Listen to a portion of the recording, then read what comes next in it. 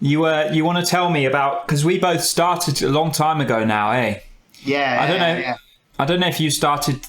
For me, it was around 2006 that I started to follow Singing Success and Brett Manning and get into vocal technique more seriously. Like, when was that for you?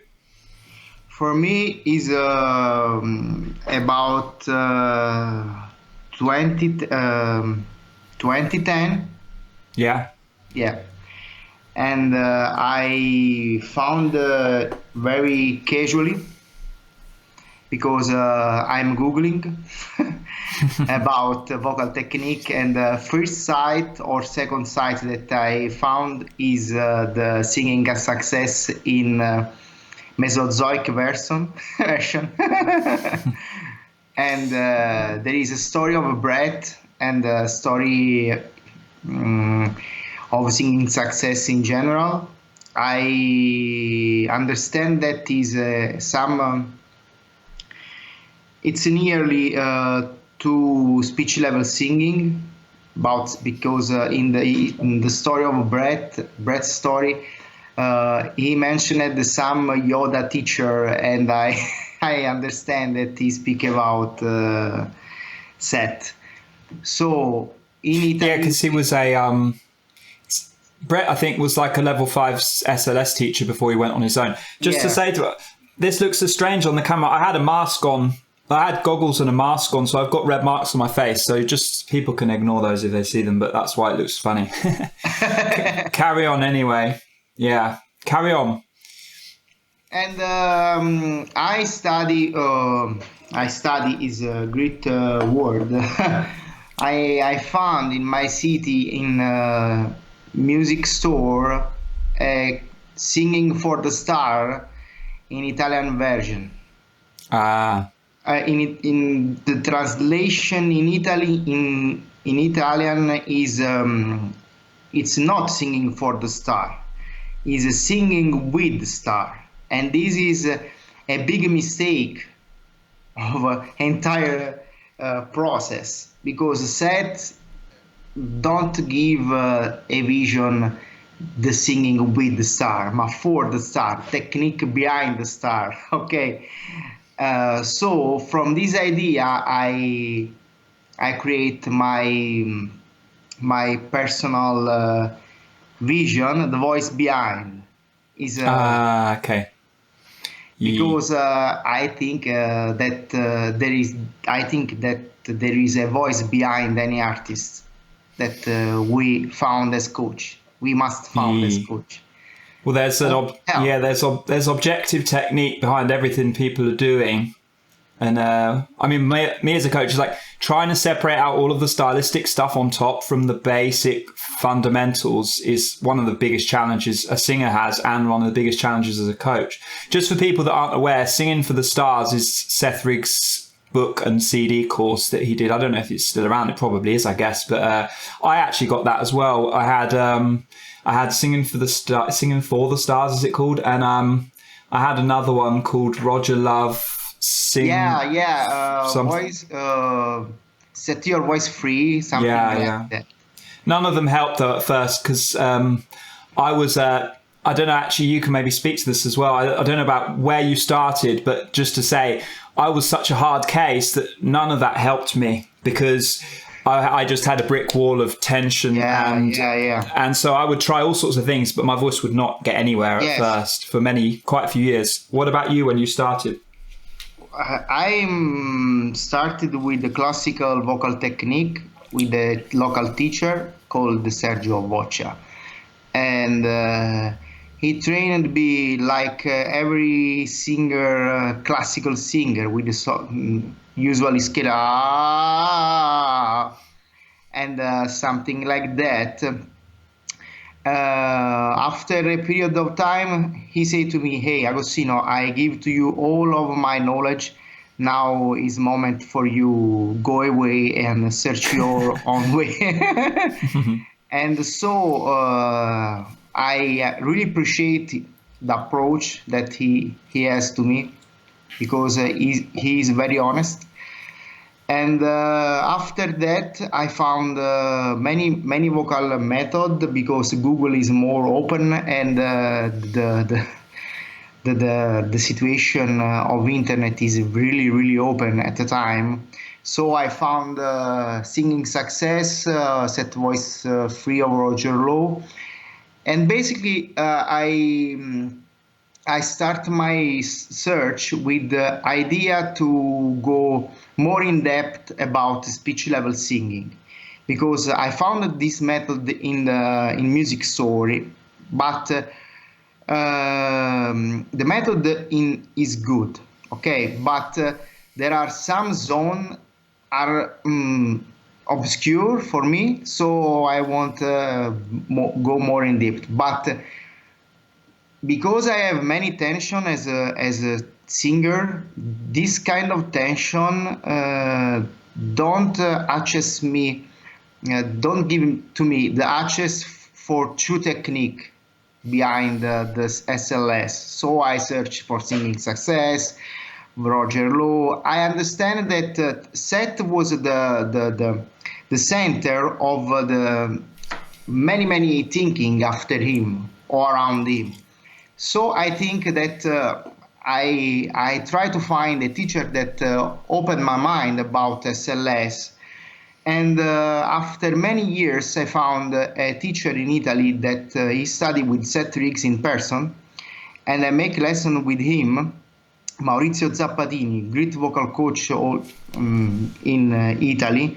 He has many great singers around him. Big Italian singer around him, and he tried to instill me the idea of speech level singing. But I at the time I have no idea in me. I'm not mature for this technique, because this technique, as you say in your video, requires some presupposition, some presupposition of your voice, in sense that you must be almost balanced, because if you have some issue and you try to use compression, something like that, you break it more. Yeah, exactly, and you have more fear of breaking, and the fear increases, because you make some exercise like that. Oh my gosh, what's happening in my voice? And it's really hard to speak to the student, to give to the student the trust. Hey, trust me. Trust, this is the right position of your voice. In time, this position can give you more satisfaction. But if you go with much tension on this note, and is a B below middle C, if you don't understand that your voice needs to stretch, you can't go with the power higher.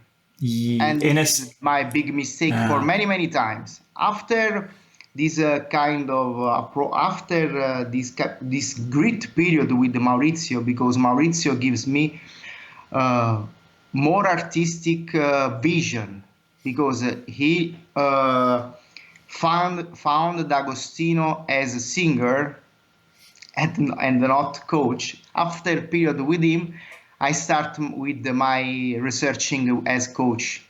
Okay. Okay. I like what you said.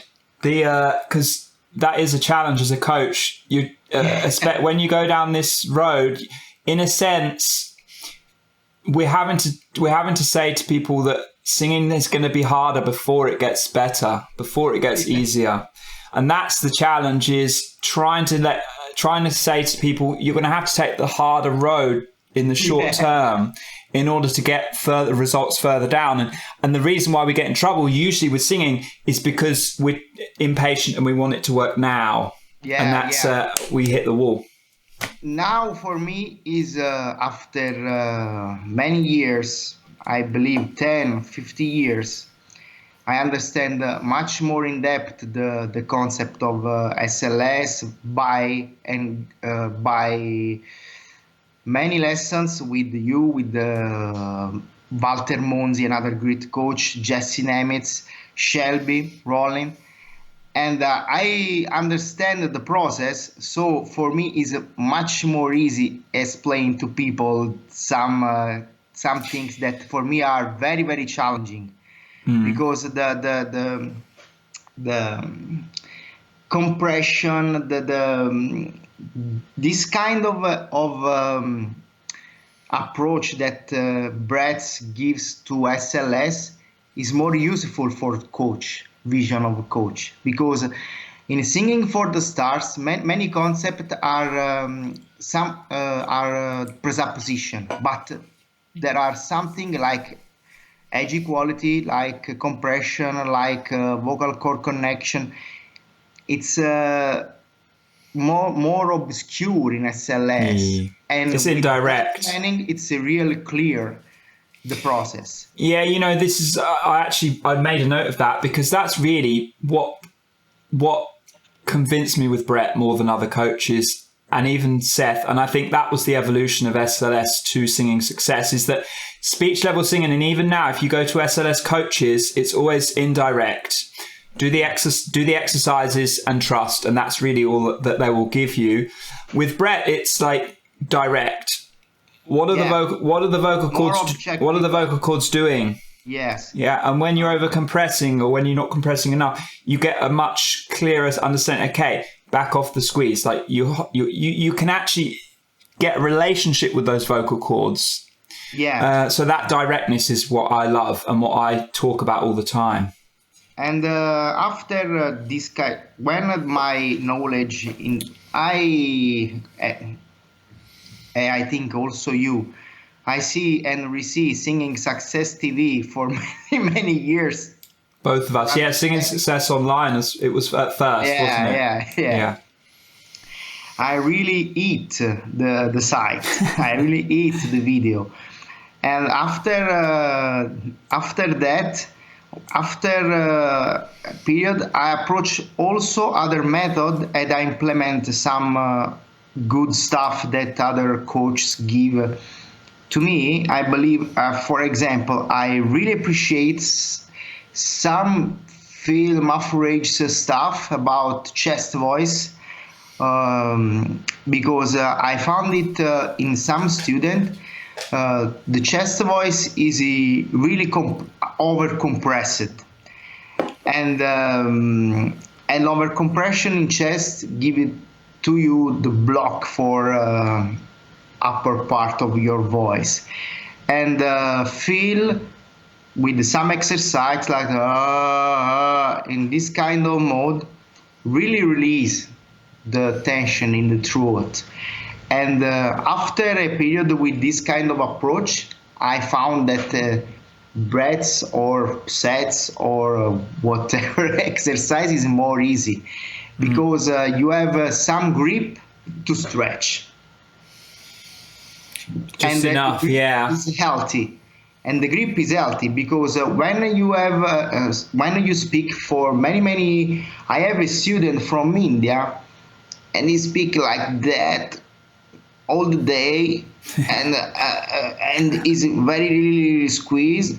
And for 1 week, 2 weeks, I give to him, hey man, stop any exercise and make some speak like that, just gently, really easy, but resonance, and feel this kind of resonance friend to you. Because another type of problem that I found is that people don't accept the new voice that find with exercise, because it's too light. They think it's too light, because the shift of resonance is a big challenging for many people like me, because I really powerful singer, so I won't be powerful also in my voice. And this is a big Italian problem, but I found it in every part that I make lesson, because we need some kind of sensation like that. And when you say mix, you feel that it's when more soft. Yeah, it's squishier. Yeah, this is a problem that I've suffered with many years, and even in the last month or so, I've been realizing I just crossing the line, over squeezing here and there in sections, and just getting a bit tight. And the issue is people that don't have the subtle adjustment, when they go lighter, they go very light, and then they try to go back and compress, and they compress too much, so they can't find this center ground. And when you have the center and you can lean a little bit, and you get a sense of trying to find the real boundaries, what's going to sound good and be squeezed just enough that it's full out, but taking that any further, it will start to sound tight and just a little bit grippy and just heavier, too heavy. It won't sound quite right. I mean, I found that the challenge is learning that subtlety, but also matching when you hear a singer and then you try and match the coordination. Like, you can kind of get close, but you can just be like a little bit more squeezy, and it can kind of just gradually take you away from the technique again. It's very hard to really find that true balance throughout light to medium to heavy and have confidence there. Like you, I'm somebody that always ends up over squeezing, because I started with very crude adjustment, either very heavy or nothing. So I have to always be trying to find more balance. And every time I think, this time I've got more balance, but I end up over squeezing again. And I convince myself I'm not over squeezing for a long time before I give in. I give in and realize, no, I need to restart again. It's tough. Yes, because it's one of the things that I really learn when you have reference with the artist is the voice is like a vocation. Like so when you live your life, you have no balance. So you stay in the medium place is really, really difficult, and it's hard. It's hard work. So every time, every moment, you must refine yourself. And after years, I found myself that when I have 20 years old, I use my voice with much weight. Now I'm 44, and I use my voice with half weight that I used in past, because I'm still giving older age, and my voice and the process for recovery is more long if I don't use technique. Yeah, I found that recently as well myself. I found that if I break the rules and I lose balance, I squeeze too much, my voice will start to thicken up, and it doesn't come back as quick. And so it's easier to get into that bad cycle. So in a sense, it can kind of help you getting older, because you start to really realize, if I'm not balanced, then I'm not going to be able to sing day in, day out, because I'm going to lose balance. Exactly. And just to pick up on what you said there in terms of, how we live our lives and the character, what I found is when I rebalance, particularly for me, and you might have felt this, when I've been over squeezing and I get back to the center, I find, it's okay to be vulnerable. And I get a sense emotionally on a deeper level than just the technique of, like I'm too hard to explain the word, but it feels like I'm working like too hard to sing well, and that if I don't, and accepting like I don't actually have to try so hard, and it will sound better, but it feels like a mismatch to me, because I'm somebody that always wants to push more work harder to make it better. Yes. So Yes. it's counterintuitive because my instinct is to push and squeeze and work hard to make it better. But the reality is I have to let go to sound better, which I don't like. It feels wrong at first. Yes, yes. I work with many singers that have this kind of issue. And I believe that artists, when has more external pressure, like audience, like performing, like scheduling art, like management and something like that, has more pressure, and this pressure go directly on the voice. It leans towards that same pressure of everything's got to work. It's all got to work. Yeah. Because if you have a concert tonight and you feel yourself really imbalanced, you have a fear. This fear reverses on your voice, and your voice cracks. And I remember that I make. One of my students make also CD recording as some LP, CD out, and he has 2 performance night. Okay, and the first night he pushes a lot. The second is really, really hard.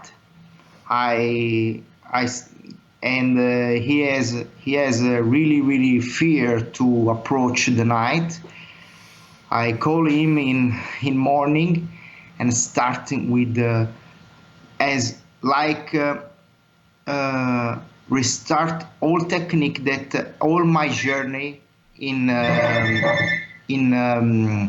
this training in a training that I used to him. You want to grab the phone? Yeah. You want to grab it? It's okay if you do. No, mio figlio, my son. Ah, okay, cool. Do you mean you took him through your own journey very quickly on the phone?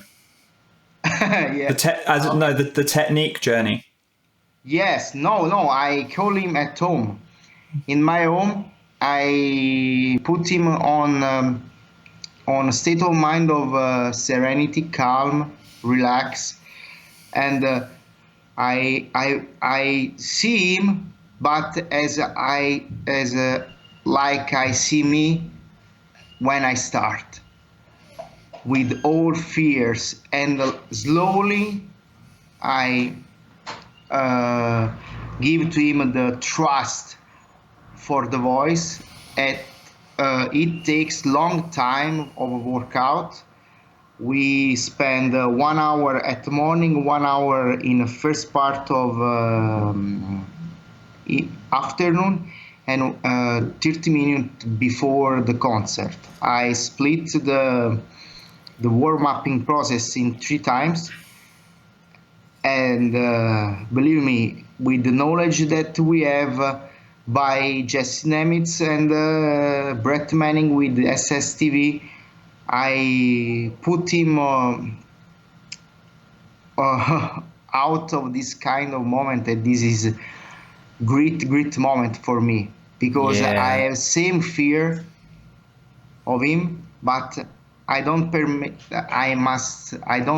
permit myself have this kind of fear, because in this moment really challenging for me, because when I start training, the teacher gives to me exercise that must be sound good.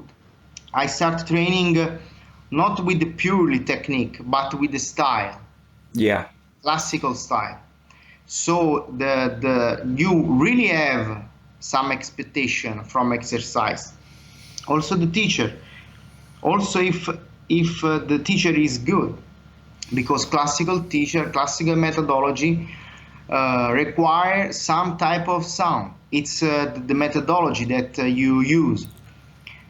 So the very challenging part for me is abandon this mentality and go like na na na na na na na, or na na na na na na na na na. Okay, it's like and this part for me is very very hard because in my mindset is a bad thing. In many students, this kind of if I say, hey, cry on pitch, do not think the pitch, think the crying quality. So it's easy, it's not, but for many students, it's sound. Yeah. You don't teach me to sing, you teach me something strange. Oh, because also the sensation in your vocal cords are really different because you're using some muscles that you never used before. Yeah, and that difference in feeling people typically are not necessarily comfortable with, and goes back to what we were saying earlier, is you end up having to try and convince them that in order to go forwards they kind of got to go backwards. And I mean, that's the thing, is focusing on how it feels rather than how it sounds initially is a big thing, because all of us are listening to professional singers all day long. So when we go to sing and it doesn't sound nice, we're really hard on ourselves. But the reality is if you go for the right feeling, it doesn't need to sound good, it needs to feel correct, and then you can shape it later on. But it's you have to try and convince people that it's the right way, because unfortunately you're always working against the mentality of, well, it doesn't sound very nice, so why would I want to do that? And because it's light, you think that it's wrong. Because in my case, I don't expect that G sounds like that. I don't expect, when I start to sing, I expect that the G is very and when I feel light, oh my gosh, what is this? Well, it can also almost feel too easy as well. Yeah. If it's very balanced, because it feels so wobbly. Yeah. And but for me, the real critical part is below the middle C for the man and below the first bridge for the woman. I know that many teachers that say that the first bridge, that the chest voice must be dragged very high, and for some cases is right, but if you want to feel a stretch, you must feel a stretch before the bridge, not strictly in the bridge. And the sensation of a stretch is given to you by the thinking the note not like a square, but like triangle. And the more you go high, more the triangle, the pyramid gets smaller. Yeah. I always say to people, rather than thinking high, think small. Yeah. Really, as you go up high, you're just getting smaller and smaller, and people tend to think the opposite. And just that perception shift can help a lot in terms of trying to get out of the habit of reaching. But I had this recently. I had an adjustment in the technique, and what I find every time is you have to, once you get used to the new way, there's one thing feeling it, but then there is the process of accepting it and making it the new instinct. And that is always a challenge. I find that I always gradually get sucked back towards the old instinct some. Yes. And the challenge of finding that new way, establishing it, and then sticking to it is tough. And also what you find is, I don't know if you've experienced this, when you first make a shift in the coordination, you have a very clear comparison, the wrong way, the right way. Now, after 2 weeks, 3 weeks, 4 weeks of the new habit, what happens? The old habit, you start to forget it. So now you no longer have the comparison that you had 3 weeks ago of the bad technique and the right technique, which makes it very clear because you know this is right, this is wrong. This drifts away. The old technique's gone because you forget. Now all you have is the new technique. And this is why we lose balance, because we don't have that comparison anymore because the memory disappears. Yeah. And then that's the dangerous part. Is that's when it's most dangerous. We can then, because we've only got the one habit now, it becomes easy to drift and move because there's no comparison to anchor it to. Yeah. The comparison anchors it because you can say, yeah, this is wrong, this is right. But that disappears. And this is why we lose balance, I believe, is that we forget, and we forget the old instinct, and we don't have the comparison anymore. So we drift again.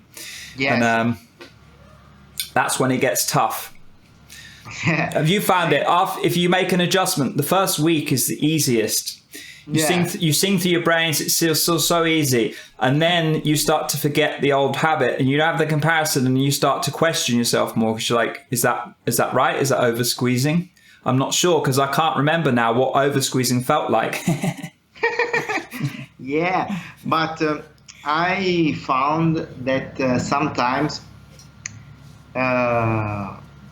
we also use technique for balancing the singer and give to singer the freedom to express himself.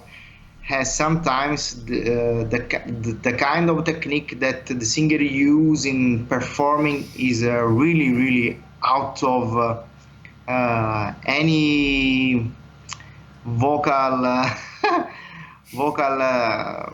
security. The real artist is really reckless. Really reckless.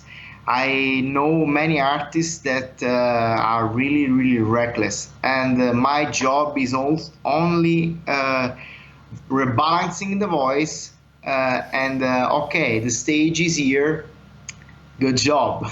have a nice performing, because the artist also reject the idea that you give to us something that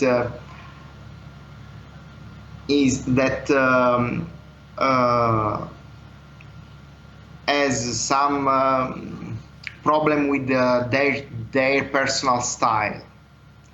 Sometimes they believe that you say to okay, my brother, say yeah,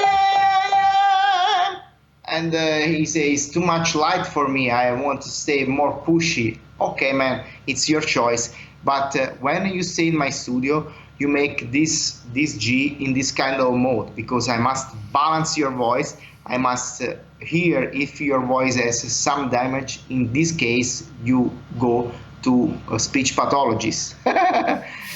When you stay in the studio, remove artist part. And after, you can put your artist gain up. But when you sing, this is really appreciate from my students, because I never interfere with their style. Because when they come to me, the first thing that he or she say to me, hey man, you interfere with my style. And this kind of question was the question that you found when you go very higher in artist world. If you meet, for example, Miley Cyrus or other kind of this, and you have a job for vocal coaching to him, like Adele or like something, the first thing that the manager say to you is, hey man, you change the voice of your student. And you say, oh man, no. I use only to function well and stop. Yeah. because the artistry is the really important part for the singer. Sometimes me and you as coach, but also all coach in the world, pretend that technique is all for the student. And I read something also with Michael Jackson, Quincy Jones techniques about this kind of type of questions. When Seth tried to put Michael Jackson in some style, and Quincy Jones put him out the door of a recording studio. Yeah. Because we approach to student like father and mother. So we say to them, hey, this is the right direction, but you are free. Yeah. And so you be gotta choose for conscious yourself. that if you use this kind of voice every week, every day, you lose the voice. And but after this kind of sentence, we put enough behind the student. As coach, we must be behind. I mean, this is one of the challenges of separating style from technique. Yes. As much as possible, because it enables you to balance the voice and get the function proper, and then allow them to do what they want to do.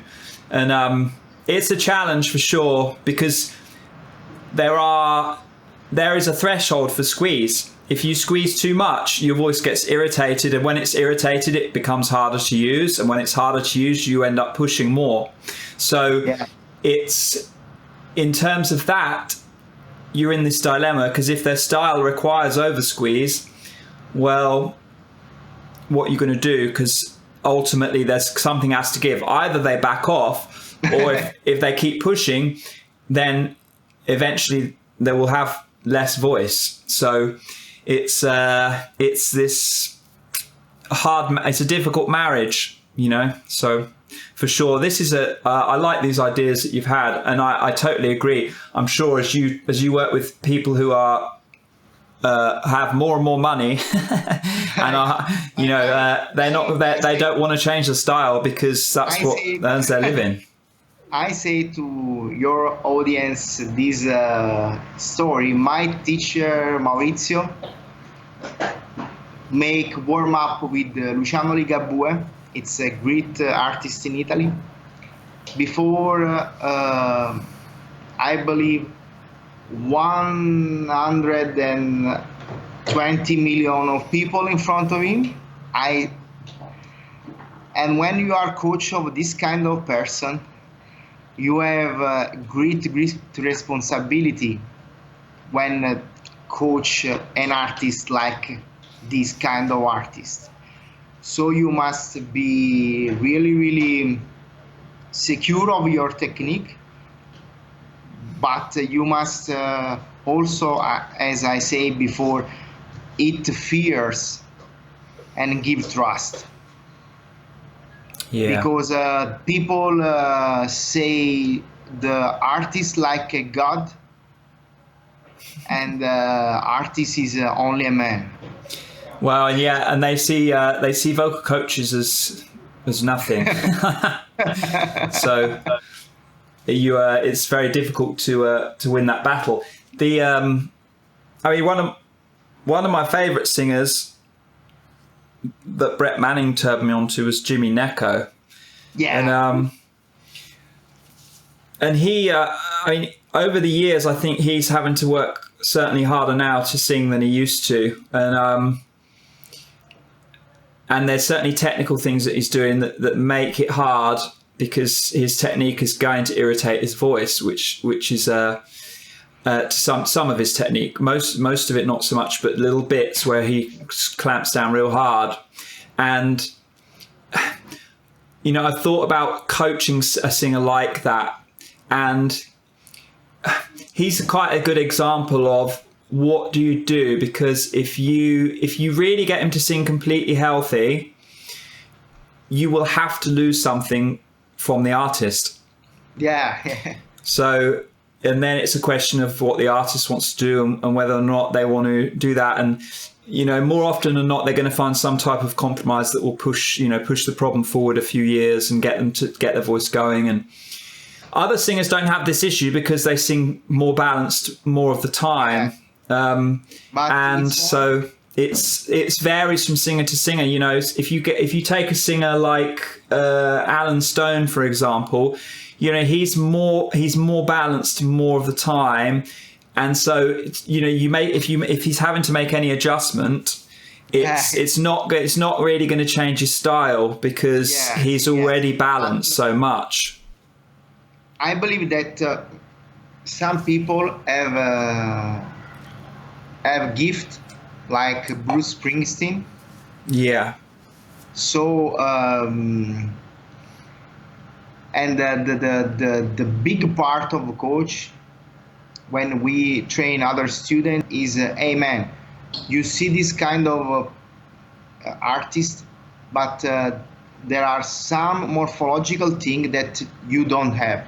So be love yourself and find what is your personal way, because you have no voice like him. And this is big challenging for me in first and after for the student, because there are morphological things that you don't have and you don't never had. Yeah, for sure. You can try, but you sound differently. For example, when I meet Francesco Renga, you can check it on YouTube. He's a really, really important singer in Italy. And I meet him in front, and we stay really, really close. I notice that the face is really, really big. Yeah. So the voice is really, really powerful for the character of the singer, but also because he has this kind of configuration, morphological configuration. And I have my student that he has some problem and he sounds really, really gritty, but because he has some morphological things that gives to him this kind of sound. If I try to sing like him, I ruin my voice. Yeah.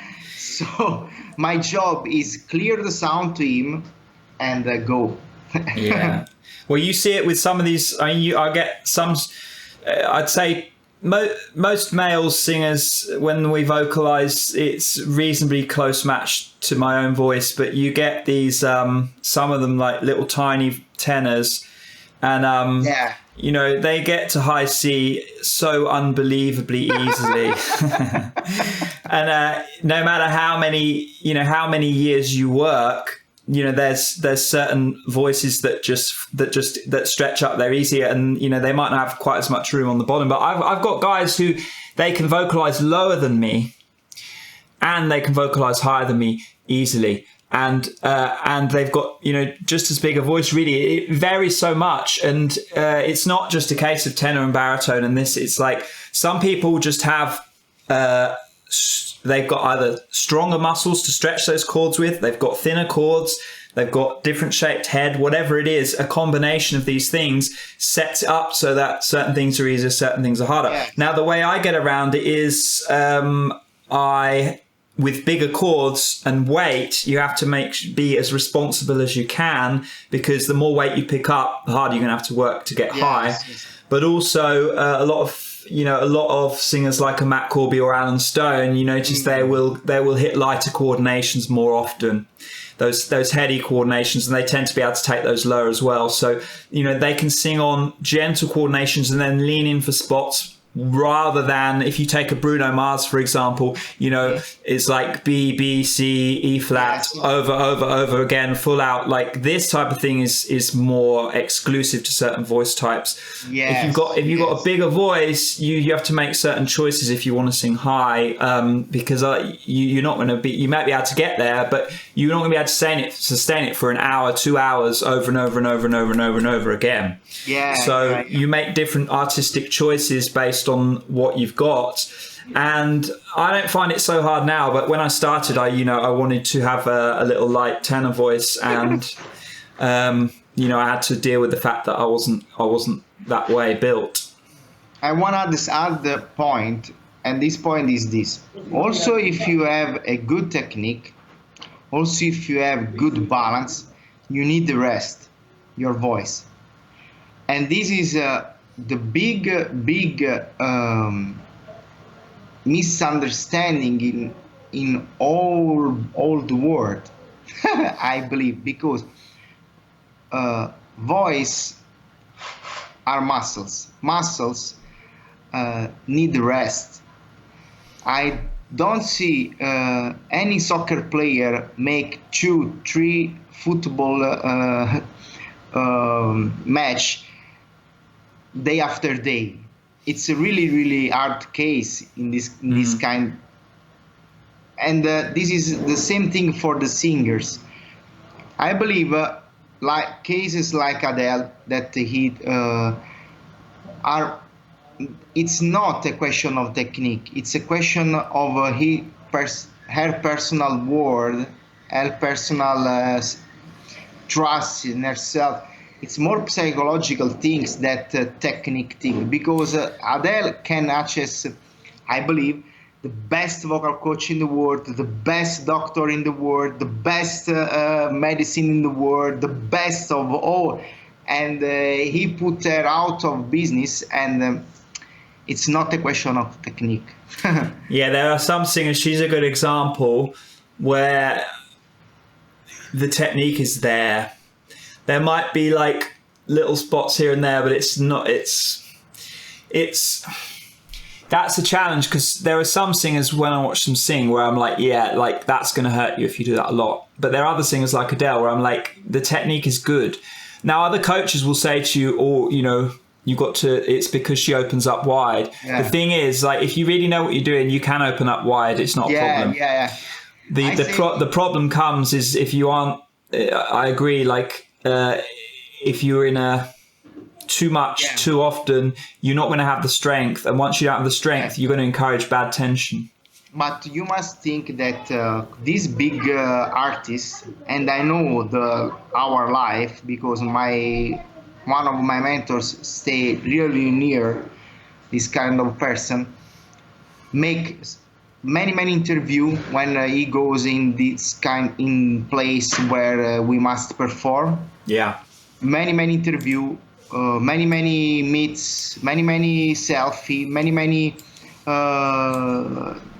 cheers, eat, and this kind of approach tired your voice, your person.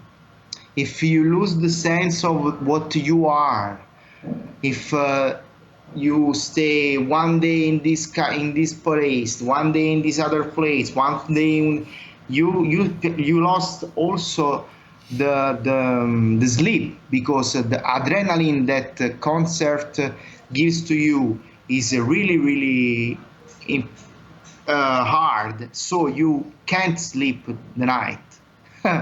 So if you lose the sleep, the day after, your voice is affected.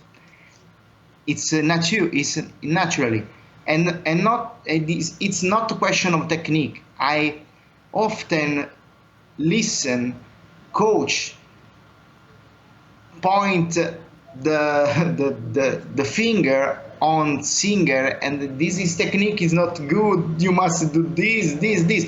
Hey man, put your feet in shoes of this kind of singer, and after say it's a question of technique or the life or the managing. that Well, those demands, I mean, if they're very young and they've got perfect technique, they can do day after day after day. But, if they are older, if they are, if the schedule is too much, eventually you're going to get into a vicious cycle for sure. And it's going to vary from singer to singer. I think that, and it depends on what singing you're doing. Some singers, country singers, they're putting a lot less demand on their voice than Whitney Houston or someone like this, for example. So that makes a huge difference. Adele puts a lot of demands on her voice. Lots of compression, wide open vowels, in mix, like those three things. You need very, very good technique, and you need to be well rested.